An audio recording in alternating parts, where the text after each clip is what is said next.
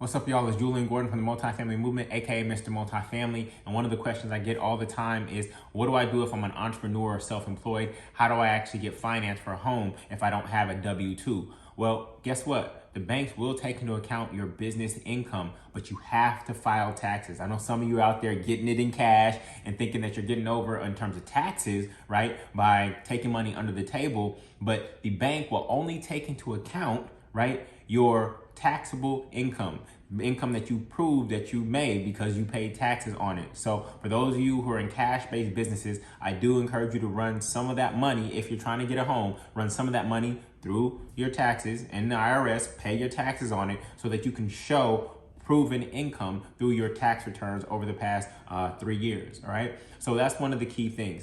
The other thing that I encourage you to do if you're an entrepreneur is I want you to pay yourself out of your business bi-weekly. Now we start to look at you as an employee in the business. You don't have to go set up payroll and everything like that, but just a direct deposit from your business account to your personal account, whether that's $1,000 every 2 weeks, whether it's $2,000 every 2 weeks, start paying yourself out of your business. So now when the underwriter looks at you, in your business, it can actually see that your business is supporting you as if you were an employee in the business. So now they'll take into account your business income in those tax returns, and they will take into account your actual income as an employee in your business, all right?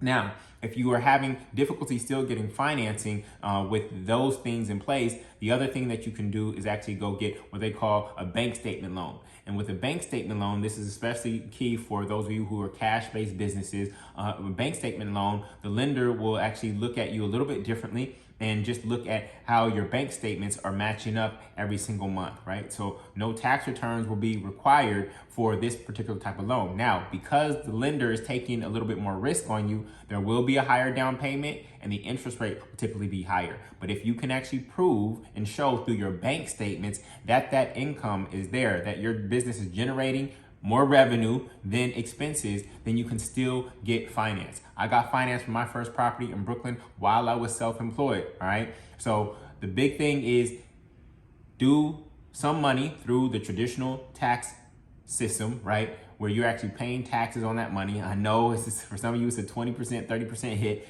Do some through there. Pay yourself bi-weekly out of your business as if you're an employee, right? And if you can't do those two options, if you're still struggling to get finance, then consider a bank statement loan, all right? So you're not stuck. I'm glad that you're in business. I'm glad that you're learning how to make money on your own, but now it's time to make money work for you, and that's how we do that through multifamily real estate. I took the money that I was earning in my business, right, actively, and I turned it into passive income through multifamily real estate. And so being an entrepreneur does not restrict you, but the financing process and the way that the underwriters look at you is a little bit different. If you want to learn how to do this, go to multifamilymasterplan.com. That's multifamilymasterplan.com. I'll show you how to finance, find, and finalize multifamily real estate deals. All right? Much love.